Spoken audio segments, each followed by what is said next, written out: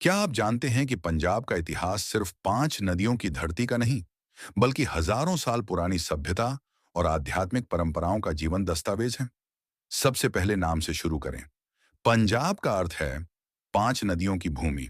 ये नदियां हैं सतलुज, ब्यास, रावी, चेनाब और झेलम। इन नदियों ने ही इस क्षेत्र को उपजाऊ बनाया और सभ्यता को जन्म दिया। वैदिक काल में पंजाब को सप्त सिंधु कहा गया और ऋग्वेद में इसका वर्णन मिलता है। यह क्षेत्र उस समय आर्यों का केंद्र था। यहीं उन्होंने अपने देवताओं के स्तुति गीत गाए, यज्ञ किए और वैदिक संस्कृति को आकार दिया। महाभारत काल में यह भूमि और भी प्रसिद्ध हुई। पांडवों के वनवास से लेकर कुरुक्षेत्र युद्ध तक का इतिहास पंजाब क्षेत्र से जुड़ा है। कहा जाता है कि यहीं आर्ष व्यास ने ब्यास नदी के तट पर बैठकर महाभारत की रचना की।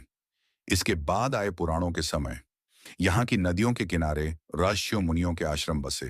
सरस्वती, विपाशा और वितस्ता जैसी नदियां साधना और तपस्या की साक्षी बनी। ये भूमि आध्यात्मिक ज्ञान और ऋषियों की तपोभूमि मानी गई। समय आगे बढ़ा तो पंजाब ने दुनिया की सबसे प्राचीन नगर सभ्यताओं में से एक सिंधु घाटी सभ्यता को जन्म दिया। हड़प्पा, जो पंजाब में स्थित है, उसकी सड़कों और जल निकासी व्यवस्था ने पूरी दुनिया को हैरान कर दिया। ये दिखाता है कि हजारों साल पहले भी यहाँ लोग कितने विकसित थे। फिर आया इतिहास का दौर, जब विदेशी आक्रमणकारी यहाँ पहुंचे। फारसी और यूनानी आए, लेकिन सबसे प्रसिद्ध घटना थी सिकंदर महान का आना। उसकी विशाल सेना ब्यास नदी तक पहुंची, लेकिन सैनिकों ने आगे बढ़ने से इनकार कर दिया। इस तरह ब्यास नदी ने सिकंदर की विजय यात्रा को रोक दिया और फिर यही भूमि बनी संतों और गुरुओं की जन्मस्थली। गुरु नानक देव जी ने पंजाब की पवित्र धरती से प्रेम, समानता और भाईचारे का संदेश पूरी दुनिया में फैलाया।